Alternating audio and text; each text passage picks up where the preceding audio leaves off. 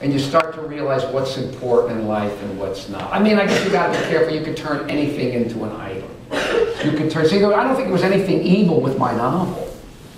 There was nothing evil with the novel in and of itself. It was that my relationship to it. It became a god to me. And so you just got to be careful with things in the world. You know, you can make things gods, and in the end, I said before, in the end, all these things in the world, you're going to die. And unless something solves the problem of death, if death is it, you're going to die, and everybody who knows you is going to die, and anybody who ever, any influence you have is all going to be, it's all going to be gone forever. Ever. Unless there's something to solve that. So I think always be careful. You've got to say something. Is this going to, you know, solve that problem for you? Because so these idols all just come and go. That's why God with ancient Israel all the time, they were not lies I want to live. That's not why I did it. I was a seeker for truth no matter what. I mean, that's what it cost me. I mean, it cost me a lot. But now I look back, it was nothing. Nothing. So go ahead. My follow-up question is, I know how it says in the Bible it's easy for us to be deceived by our own desire.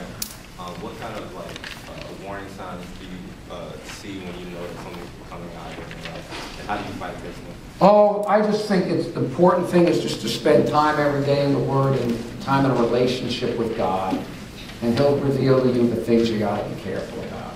Most people know, but just one of the things I've discovered in my 56 years, it's hard to believe, I just was standing on a corner there thinking I used to hang out in this corner 35 years ago. Goes by fast, folks. Goes by fast. But I forgot where we were going now. What did you ask?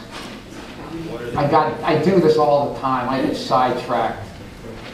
Warning signs and how do you fight against them? Warning signs, yeah. Okay. I'm sorry, I lost my train of...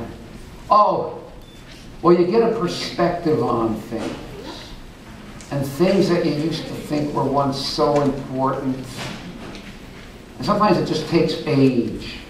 Sometimes you just got to put the years on and you start understanding what are the things that are important in life and what are the things that aren't. And I mean, it wouldn't do me a whole lot of good to tell a bunch of 20-some-year-olds that this isn't important and that isn't important because you're not going to understand it, you know, and so on. But you'll know. You'll know. Trust me, you'll know. If you keep a relationship with God open. Okay, go ahead, back there. Right back.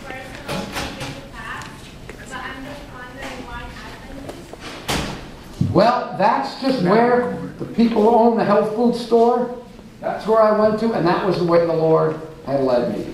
You know, and my understanding of truth, this is where God had led me to. So you gotta, if you study and you come to your own conclusions, that's fine, but that's where I wound up. I've been there 30-some years now. Whoops, excuse me. Okay, go ahead. I love that hairdo. Look at that, look at that. Oh my goodness. This brings me back to I don't see people wear it like that anymore. When I went to college, they wore it like that a lot. But anyway, go ahead. Go ahead. Kind of a piggyback on that, but the Messianic and Judeo-Christian traditions have branched into many branches of denominations. So I was wondering, in terms of seeking truth, what significance do you put on affiliating yourself with a specific denomination or branch after accepting Scripture as the final say in truth and accepting the Messiah and accepting the Father revealed in Scripture? Well, you know, that's a lot to get into. I could, you know, probably not something I want to get into here right now, but, you know, there are different, well, put it this way.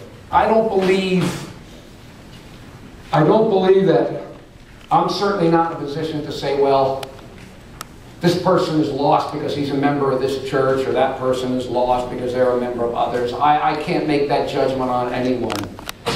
I'm in this denomination because this is where my understanding of the Bible, my understanding of the truths of the Bible, I believe Adventists line up very, very nicely with that, more than I've seen any other group. Doesn't mean other people aren't Christians, don't have a relationship with God. And, you know, Adventists have never told, well, if you're not a Seventh-day Adventist, you're lost, or so on. I would be very leery of any group that said, well, if you're not a member of our church, you're a lost soul.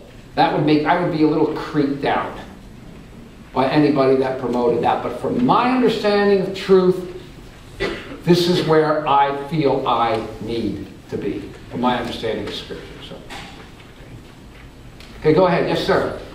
It seems as if... Just stand up, okay, so everybody can hear it. I get nervous talking. All right, well, I do too. It seems as if, like, you can't really...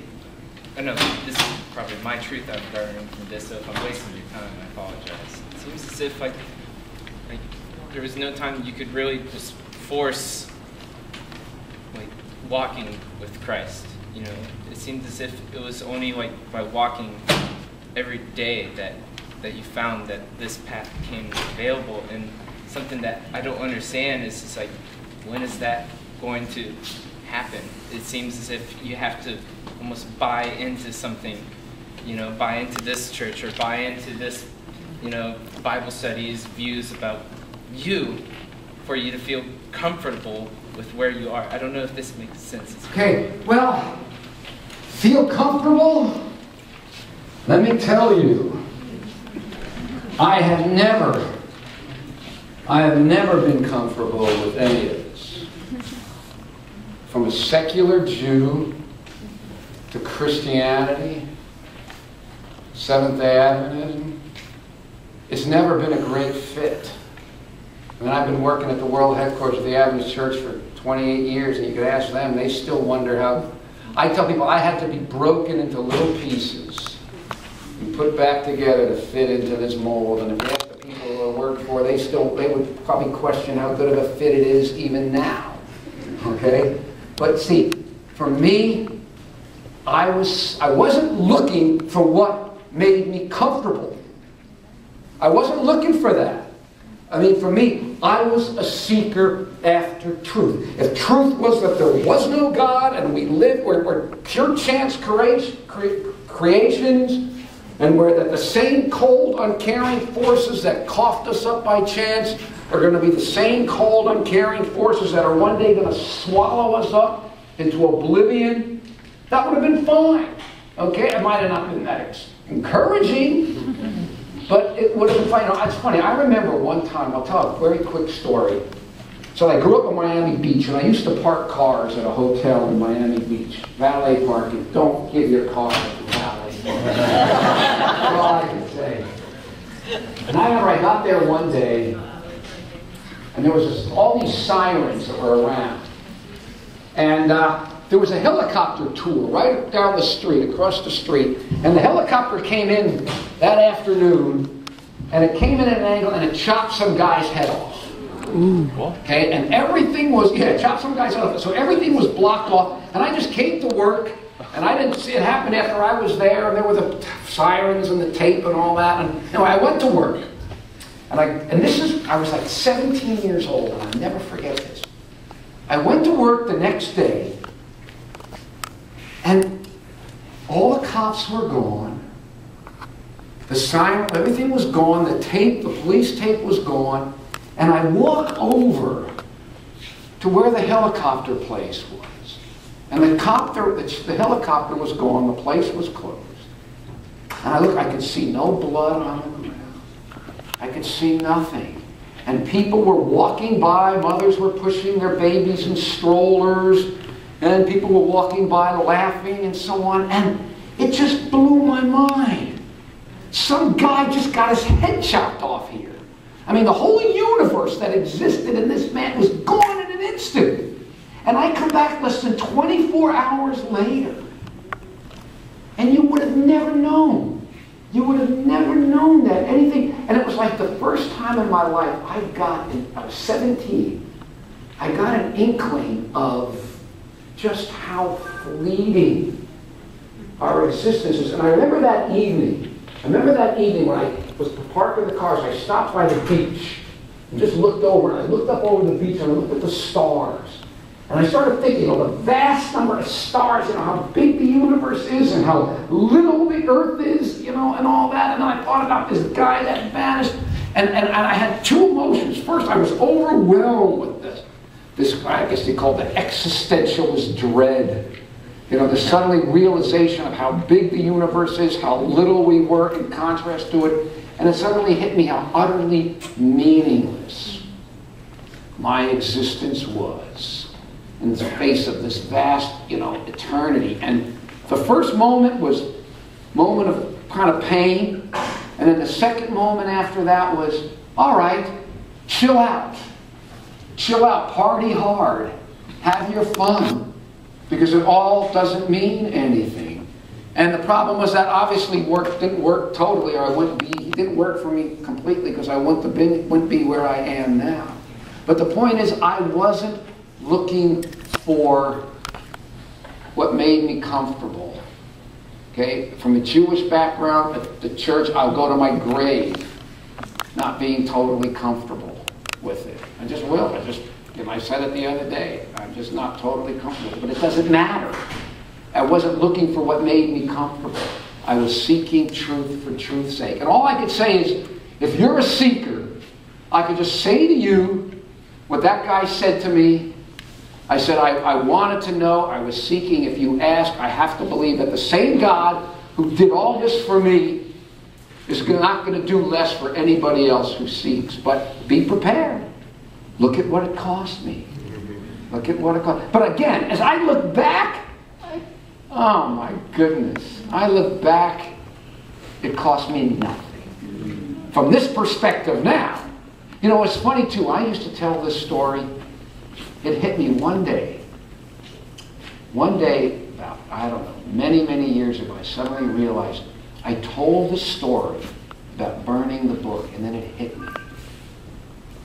I wasn't in pain telling about it. For I think for the first 5 years, I couldn't talk about burning that novel without just, that's what it meant to me. And then it hit me one day, wow, I can talk about the book. I don't care anymore.